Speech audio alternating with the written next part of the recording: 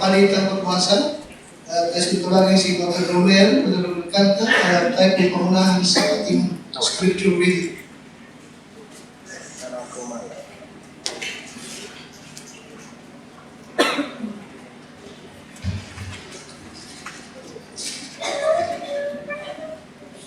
Okay, so buksan po natin ang ating mga Bible sa ating Exodus chapter 12.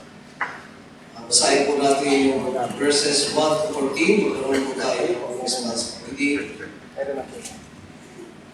Verse 1, And the Lord spake unto Moses and Aaron in the land of Egypt, saying,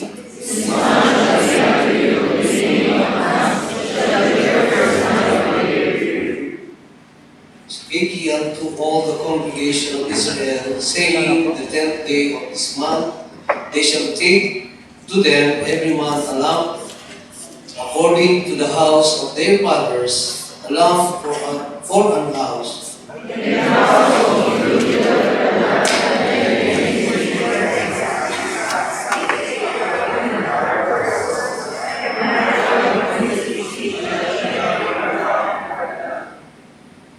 Your lamb shall be without blemish, a male of the first year. We shall take it out from the sheep or from the goats.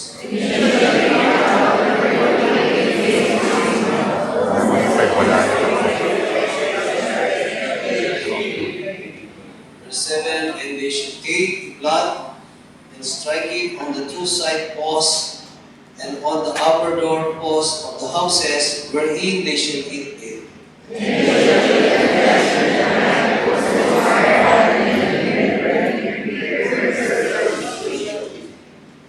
Eat not of it raw nor sodden, and all with waters, but roast with fire. His head with his legs, and with the purtenance thereof.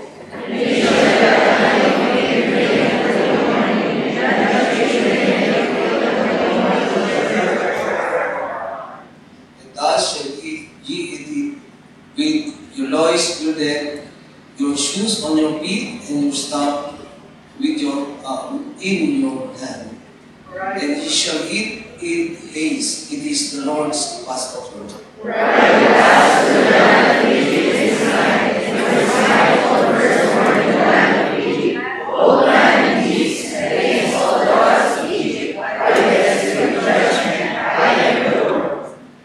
And the blood shall be to you for a token upon the houses where we are, and where I see the blood, I will pass over you, and the plague shall not be upon you to destroy you. And I smite the land of Egypt. So sabi po tayo, And his day shall be unto you for memorial, and he shall keep it a peace the Lord throughout your generation. He shall keep it a peace by the ordinance forever.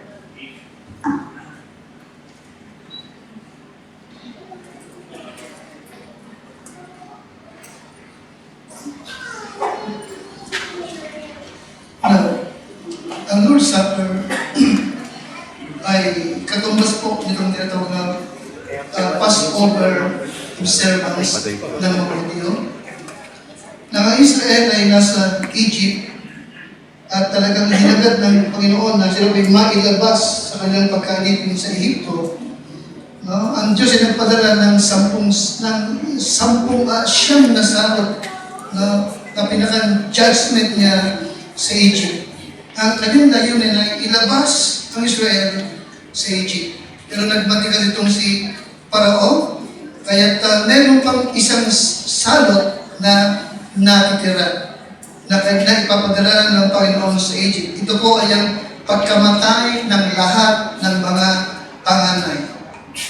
Now, there is only one hope. Meron lang isang hope upang ang Israel ay huwag madamay sa salot na ito. At ito nga po yung tinatawag na Passover Lamb. Na bawat pamilya ay magpapatay ng batang tupa na tinatawag na cordero or lamb. Ito po yung kanilang papatayin. At yung dugo ng tupa na ito ay ipapahid nila sa kanilang mga pintuan. Sa itaas at sa dalawang bahagi ng kanilang pintuan. And then, ito po'y kakainin po nila. Hindi ito ilalaga or hahaluan ng tubig, kundi iihawin nila. Roast with fire. Na naglalarawan po ng bangis at judgment ng apoy. No? Na sana po'y daranasin natin o hindi dahil lamang sa ating Panginoong Jesucristo. No? At ang sabi ng Bible, ang sabi ng Panginoon, kakanin niyo yan, huwag kayong matitira. At anumang matitira ay inyong susunugin sa apoy. Sapagkat sa gabing ito, ang angel of death ay dadaan sa mga pintuan. Pero pag nakita ng angel of death, yung dugo na yan na nakapahid, I will pass over you. I will pass over you. Now, hindi kayo magsasabing dyan ng talata ng Bible kung nag-ibig kumakita siya, the blood. Amen? Hindi kayo magsasabing dyan ng inyong accomplishment, ng inyong mga listahan ng inyong mabubuting gawa. Ang ibig kumakita siya, the blood. The blood. At kapag nakita ko ang dugo na yan, I will pass over you. Now, ito inyong kakanin. Ito inyong kakanin. Okay? Sapagkat walang halaga kung hindi nito kakanin. Alam nyo din? Hindi nyo ito inuluto at papanoorin. Take it. Inyong kakanin ito. Now, ganoon din ang Panginoon. Ang mahalaga sa bawat tao is what? Si Kristo ay nasa iyo. Are you with me? Si Kristo ay nasa bahagi na ng buhay mo. Amen? Amen, isa? Take it, eat it. At hindi nyo kakanin with unleavened bread. Di ba namin isa? Hindi kakanin nyo na may kasama ang tinapay na walang levadura. Of course, ito rin pinaglalarawan sa sinlessness na ating Panginoon sa Kristo. Arinig mo rin? Lahat ng iyon, na nagligtas sa kanila, sa judgment na darating, ay naglalarawan sa pagdurusa at hirap ng ating Panginoon sa Kristo. Di ba namin isa? And then isa, the lamb, the blood, and even what? The unleavened bread. Alright? Na pinagputol-putol. Yes, ito po'y naglalarawan din ng ating Panginoon Kristo na walang kasalanan. And the Bible said also, ito'y kakanin nyo with unleavened bread and bitter herbs. Nakakita nyo ba yan? Ang pagkain nila ng ulam, kasi may unleavened bread, ano yung isa pa? May bitter herb, may mapait na gulay. Okay, mapait na gulay. na pag nakain nyo, kailangan may maiwang pait sa inyong bibig. Nakatinis ba niyo? Now, ano ibig sabihin? Okay, to remind them, of the bad taste of Egypt. Upang maalala po nila yung mabait din naging buhay nila doon sa Egypto, na kung hindi ang Diyos ang naglabas sa kanila, ang mga matiking lahat doon. Di ba nang siya? Simply, yung pait na idinulot ng kasalanan sa buhay mo. Amen? Amen? Yung pait at hirap ng pagdurusa sa dadarasin mo. Pero by the grace and mercy of God, ganyan ka ngayon. Alright?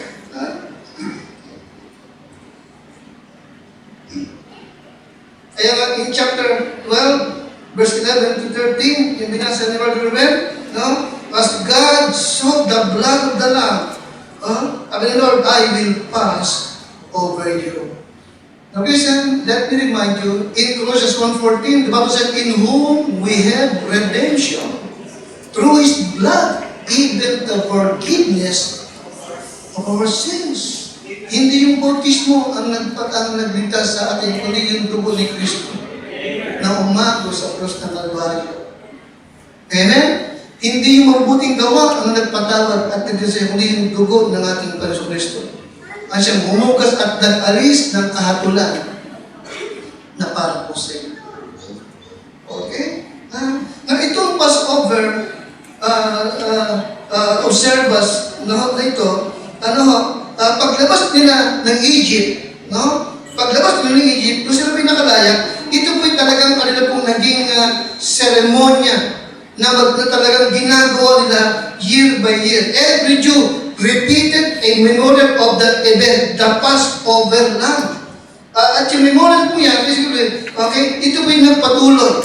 Alright? Ito po'y pinagpapatuloy nila to remind them, kasi nakikinig sa akin, to remind them upang maalala nila, yung kanilang exodus, yung kanilang paglabas sa Egypt.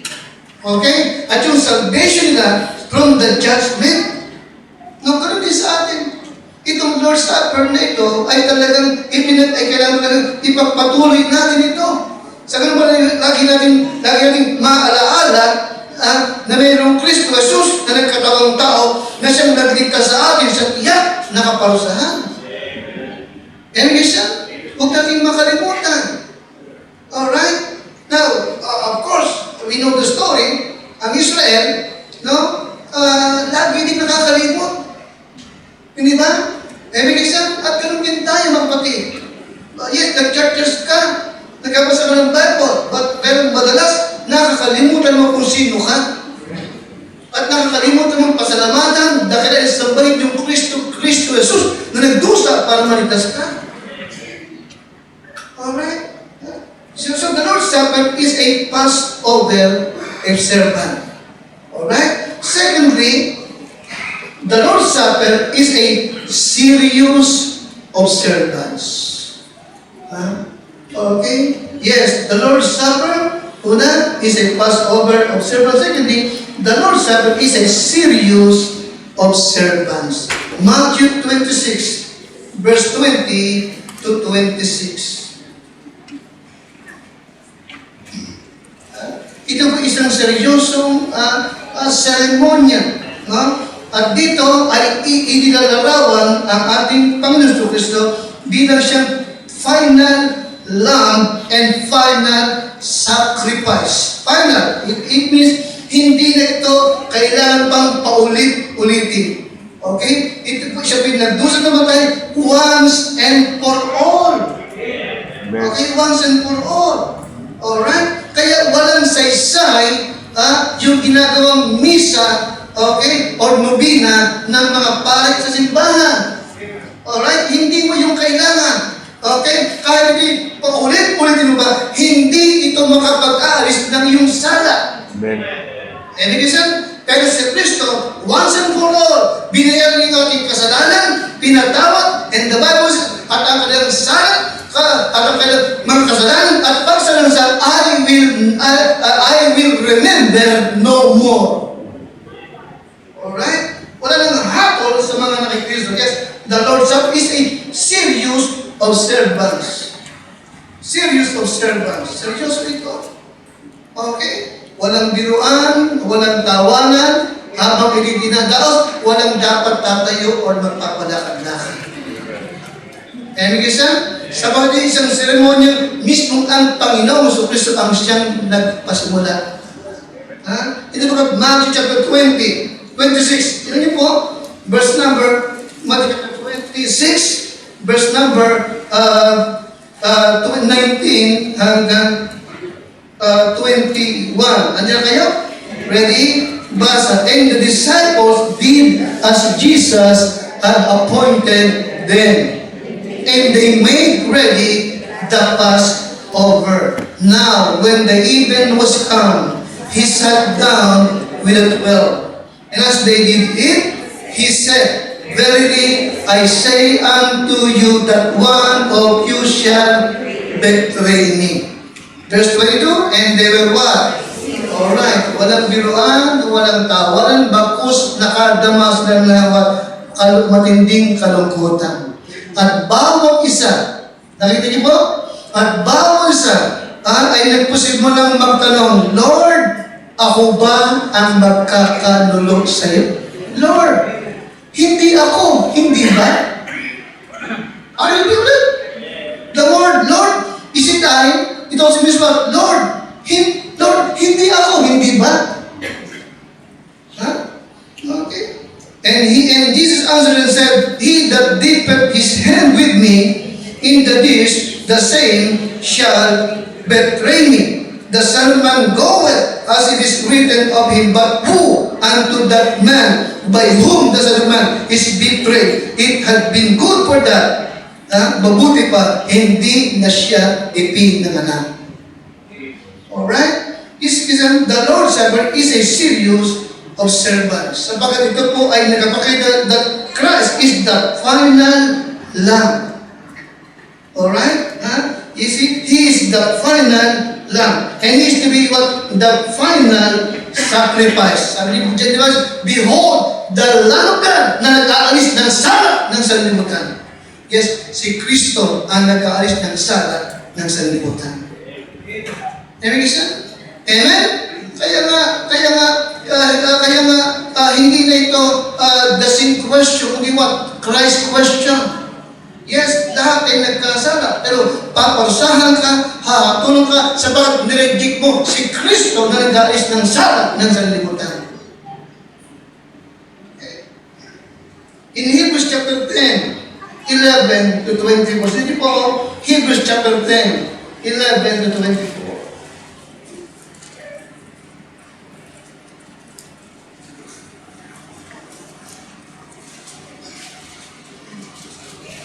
Hebrews chapter 10, 11 to 24. Now, verse number 11, verse number 10, Hebrews chapter 10,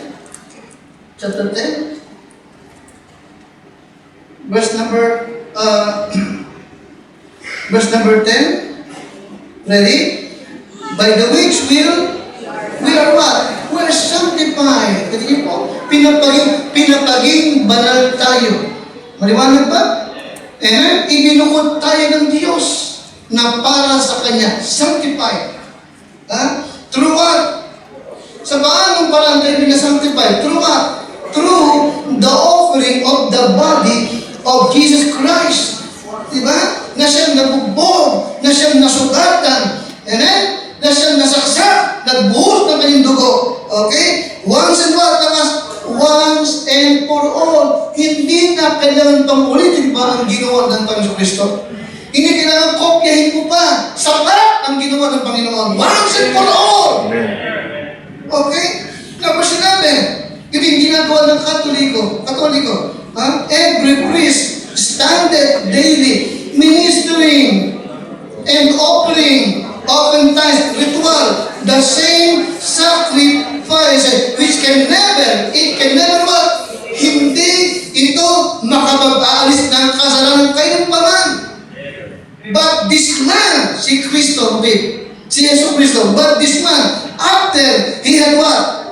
Offered one sacrifice for sins forever, sat down on the right hand of God. Natapos niya ang lahat. Okay, natapos niya ang lahat. Alright? And then, notice verse number 17. Sa ginawa niyang sakripisyo, sa ginawa niyang paghahandog ng kanyang sarili, sa ginawa niyang paghahandog ng kanyang buhay, ng kanyang dugo, anong idinulod sa atin? Lubusang kapatawaran, kapatid. In verse 17 tayo lahat, and their sins and what? Iniquities will I remember no more. Gaano karaming kasalanan ang pinatawad ni Kristo sa iyo? Gaano karami? Gaano karami? Yung nagawa mo ngayon, inulit ko lang. Yung ginawa mo ngayon, yun lang ba? Yun lang ba? Nasaan ka? Nung ihandog ni Kristo ang kanyang sarili sa krus, nasaan ka? Wala ka pa. Pero yung kasalanan mo, nabayaran, napatawad niya. Ano yun ko past, present, and then what? Yung future, pinatawad niya rin. Alright? Kaya nga, dahil kay Kristo, wala nang hatol sa atin. Nalipat na tayo from death unto life. Enemies siya. Kaya nga sila dito, sa ating pagdaraos ng Lord's Supper, remember Jesus. Remember Christ. And then, is the final sacrifice. Alright? Kasi Christian, now, the life and death of Christ ay isang seryosong pangyayari. Amen, Christian? Amen? Amen? And we need to wake up to the fact that the devil, ang diablo, ay paulit-ulit ang hinangad, no? Hinangad, nahagdangan, no? At magapi ang Panginoon doon sa krus. Pero ang Diyos naman ay paulit-ulit din napagwagyan ng lahat para sa ating kaligtasan. Okay? The Lord's Supper is a Passover observance. Number 2, it is a serious observance. Number 3, the Lord's Supper is a symbolic observance. Symbolic observance. Lahat ng ito, listen Christian, ay may inilalarawan. Lahat ng itong nasa ating harapan, may mahalagang mensahe sa ating lahat. Alright? Now let me remind you, the Lord's Supper is a memorial. Ito po'y isang pag-alaala. Hindi ito sakrament. Ano sabi ko? Hindi ito what? Hindi ito sakramento. Hindi ito paraan para mapatawad ka sa iyong kasalanan. Hindi. Okay? Ito po'y pag-alaala. Ang sabi ng Lord, gawin niyo ito bilang pag-alaala sa akin. Okay? This do in remembrance of me. Alright? Okay? Sabi ng Bible, notice verse 26. Matthew 26 and verse number 26.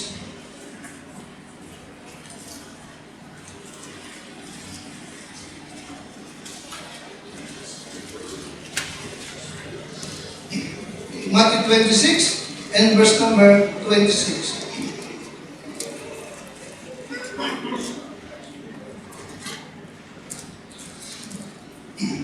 Verse 26, kanina po kayo? Alright, so naipo ako ha? And as they were eating, nakatipo yan?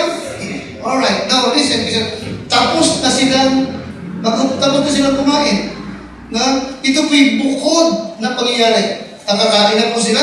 Okay? And as they were eating, Jesus took bread. Kasi niyo puti, alright, ang Panginoon ay kumuha ng tinapay. Okay, and then what? And blessed it, and then what? And break it. Alright? Kaya Christian, okay, ang tinapay nito ay nagdararaw ng Panginoon. Okay? At ito po'y kanyang pinagputol-putol. Kasi ko na, ito po'y kanyang pinagputol-putol. Alright? At ito po'y what? Ito po'y nagpapahayag ng kanyang what? Broken body. Broken body. Broken by the punishment of God for sin. Don't forget that. Ang katawan ng ating Panginoon ay nagkatulog-tulog. Ulit ito, hindi dahil siya'y nagkasala, hindi tayo ang siyang nagkasala.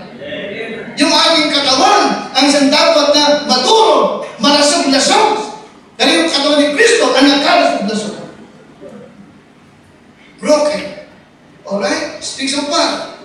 Broken by the punishment of God. Alright? And then what? And blessed it, and break it, and then what? And gave it to the disciples. Ito po yan? Nakita po? Gave it to the disciples. Alright? Now, listen Christian. Hindi niya ito pinabayaran. Ito ba'y ibinigay niya ng libre sa kanyang mga gusto. You follow me, Christian? You follow me? Amen? Okay, walang cost. Given freely. Did not cost to the disciples. Kundi ito ba'y ibinigay lamang sa kanila. Ganun din naman. Sa ginawa, sa tiniis na pagdurusan ng Panginoon, siya ang nagbayad ng lahat at libre niya ngayong ibinigay sa atin na kaligtasan. Amen? Pero siya ang nagdusa. Alright? At ang sabi ng Lord, in verse 26, matapos ng ibigay, verse 26, sabi niya, take it. Take it. Kanin ninyo. This is my what? This is my body. Alright? Kailangan yung kanin sapagat walang idudulot ito if people do not take it to themselves. Alright? This is my body. Yes, kasi the Lord's Supper is a symbolic observance. And again, it shows to us now the type of death He would die. Alright? Lahat na ito ay nagpapakita po sa atin ng klase ng kamatayan na dumating sa ating Panginoon. Alright? At ito rin pinagpapakita po sa atin na po that the Lord Jesus Christ was giving His life. Inihandog niya ang kanyang buhay na para po sa atin. Amen, Krishna? Amen? Now, Hebrews chapter 12 and verse number 2. Alright. Sa bakit doon sa verse 27, kung kayo pinaryo na, 27, hindi po, ano kayo? Matapos niyang ibigay, matapos niya sabihin, take it, this is my body. Notice number 27, Matthew 26, 27. Ano kayo? Sa likod? Ano kayo? Alright. Matapos niyang ibigay yung tinapay, ano sabi ng Lord? Verse 27, ready? And He took the cup and what? Gave thanks. And gave it to them, saying, drink ye all of it. Okay? Una, pinagputol-putol niya yung kanyang tinapay. Sabi niya, ito yung aking katawan. And then binigyan niya sila, bawat isa, nung katas ng ubas. At sabi niya, drink ye all of it. But definitely know you, ang sabi ng Bible, no, He took the cup and gave what? Thanks. Ipinagpasalamat ito ng ating Panginoon. Alright? Now, nakikinig sa rito? Alright? Nakalisap na? Sa verse 27?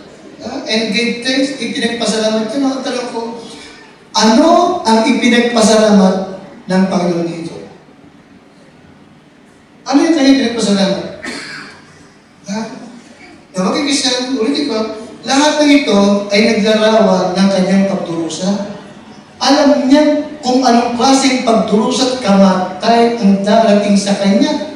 Pero sa kabila ng pagdurusa ang darating at kamatay, nagawa pa niyang magpasalamat. Nakita po din? Ngayon, wala nakita ito. Nakantanong ko, okay, yes, nagpasalamat siya. Why? Ano ang kanyang ipinagpasalamat? Dear Christian, the Lord is faithful to give His life, His blood for our redemption. Ito yun. Alam niyang magdurusa siya. Alam niyang bumaba siya. Pero very thankful pa rin siya sapagkat alam niya yung kanyang dugo ang magiging katubusan ng ating kasalanan. Thankful siya. Remember in Hebrews chapter 12? O kaya sa Hebrews chapter 12, Justin?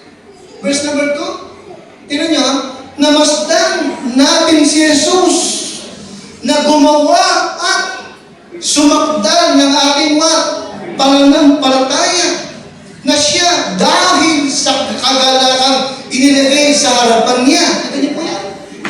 yung pagdurusa, yung kamatayan kanyang dadaanan, is what? Naging kagalakan pa para sa kanya. Nakakalipo yan? Nagtiis siya. Winalang bahala ang kahiyan. Nakakalipo yan? Anong kagalakan ang pinag-uusapan niya? Anong kagalakan? Yung redemption natin. Anong kagalakan ang pinag-uusapan diyan? Na binabanggit, kagalakan ano yun?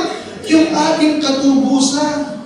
Oo, magdurusa siya, mamamatay, pero yun ay kagalakan para sa kanya. Isipin niyo. Amen? Kaya sabi ko, iniisip ko yung team natin sa anniversary, Zeal of God. Gusto ko huwag mawala yung sigasig natin pare-pareho. Sapagkat ng Lord, masigasig tayong tinubos. Amen? Amen? Walang pagsisisi sa Kanya. Masaya yung tinanggap ang lahat. Okay? In 1 Corinthians 11:23, yeah? Habang sa ating harapan ay andyan yung mga element ng Lord's Supper. Again, yung unleavened bread ay sumasagisag ng kanyang sinless body na nagkadurog-durog, at yung katas ng ubas ay sumasagisag naman ng kanyang dugo na umagos sa krus ng Kalbaryo. Para sabi ng Lord, gawin niyo ito bilang pag-alaala sa akin. Alright, now, pakinggan siya. In verse 24, number chapter, 1 Corinthians 11, and verse 24.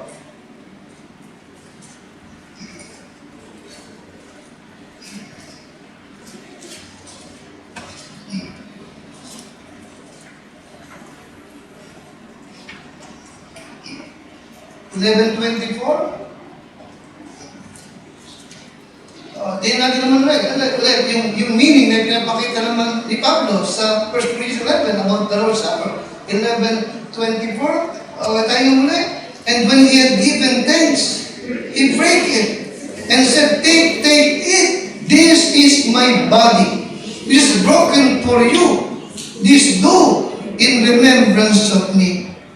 Alright? Nung mahalaga sa akin yung salitang broken for you. Alright? Kaya bakit that the Lord's Supper is an expression. And again, the Lord's Supper is what?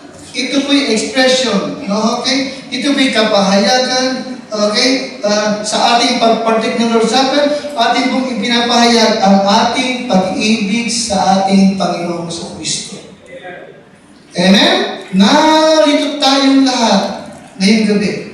Bumalik tayong lahat ngayong gabi para lamang sa hapunan ito ng Panginoon. For what? Upang ating ipahayag ang ating pag-ibig sa Kanya. Liwanag ba? Siya ang unang umibig sa atin at inihandog niya ang Kanyang sarili para po sa atin. Amen, isa? Amen? Amen po ba?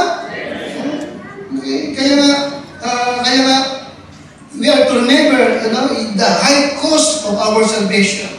We are to remember His body was broken, beaten, bruised.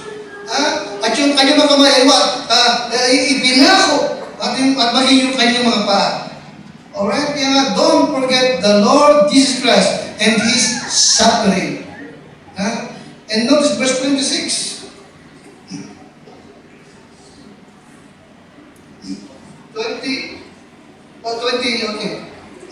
26, ready? For as often, 25. After the same manner also, he took the cup when he had supped, saying, this cup is the New Testament in my blood. This do ye as oft as you drink it in what? In remembrance of me.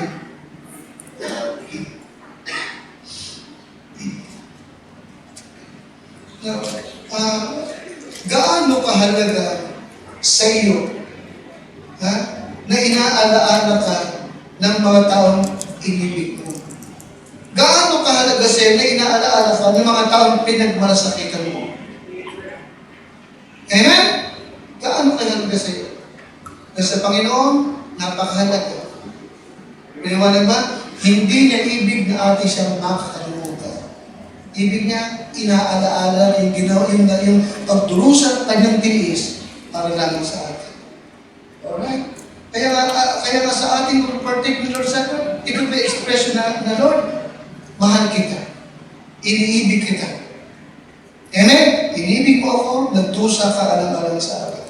Pangalawa, in verse 26, for as often as you eat this bread and drink this cup, ye do show the Lord's death till He come. The Lord's Supper is also an explanation.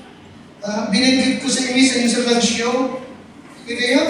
That you do show the Lord's death hanggang sa kanyang muling paborito. Ano yung show? The word shows means to tell. To tell. Ibig sabihin, every time na nagtitipon-tipon tayo rito para magparting ng Lord's Supper, atin pong pinatototohanan sa ating sarili, sa bawat isa, sa mga tao sa ating paligid, na si Kristo ang ating Panginoon, ang ating manunubos, ang ating tagapagligtas, at siya'y muling magbabalik. Ibig sabihin, siya'y muling magbabalik. Sabi naman po, you do show the Lord's death till He comes. Ibig sabihin, yes, muli siyang paborito. Alright? When we come to the Lord's Supper, we are testifying that Jesus is coming again. Amen? Muli siyang babalik. Alright, ito is number 28. Number 28. Okay. Tayo lahat, but let a man examine himself. So let him eat of that bread and drink that cup. Bakit? For he that eateth and drinketh unworthily, eateth and drinketh damnation to himself, not discerning the Lord's body. For this cause, many are what? Weak and sickly, at hindi kakauntihan nakatulog na. Bakit? Sapagat nagpartake siya unworthy. Okay? Kaya nga, ano ginapakita? That, pang-apat, the Lord's Supper is an examination. Ito'y examination. Ito'y pagsusuri. Alright? Now, meron dalawang bagay, bawat tao, no, na para maging unworthy. Ano yun? Unsaved. Kung hindi ka saved, huwag kang mapapartake ng Lord's Supper. Are you with me? And you are what? You are unworthy. Okay? Baka inaakala mo, sa pagpartake mo ng Lord's Supper, mariligtas ka. Nakikinig niyo sa akin? Number is what? Meron kang unconfessed sin sa iyong buhay. Tawagin niyo siyang walang sin naman sa atin ang worthy. Kung hindi lamang sa awat biyaya ng ating Panginoon.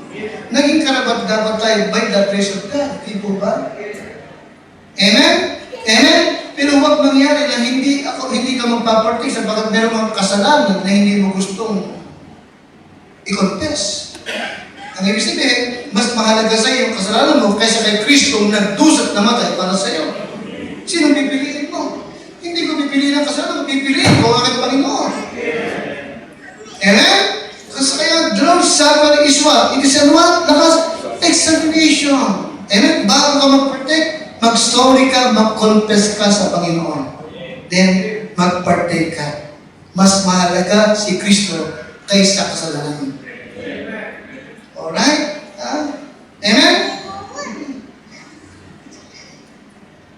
Now, so examine yourself. Examine yourself. Okay? Una, check mong ligtas ka bago ka mag-partake. Amen? And then, iyakin mo rin na wala kang kasalanan iniingatan na mas higit mong papahalagan kaysa sa ating Panginoon. Amen? Amen? Nakakita.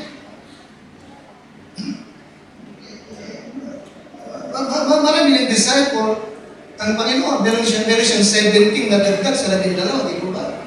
Pero nung mag-Lord's Supper sila, yung 12 lang ang kinuha niya. ipinapakita ng Lord's Supper ay para lamang talaga sa yes, saved, baptized, at member ng local church na yun. Amen? Tayo po natin tumayo. Ating siyang pasalamatan na ating pong examine ng ating mga sarili bago tayo po mag-partake at ang ating pong mga